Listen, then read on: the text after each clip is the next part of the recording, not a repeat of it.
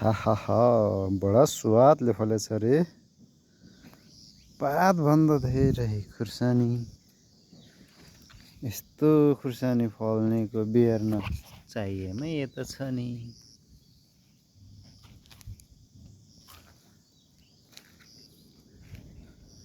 मस्त तरिकाले फलिरहेको रहेछ है।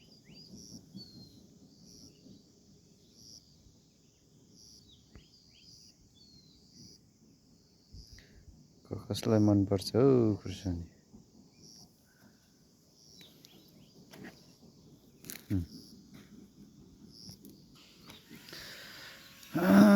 बडे मन लसुनको एउटा बिरुवा छुट्या हो कि छुट्याइराखेको हो कि लसुन भाँचियो।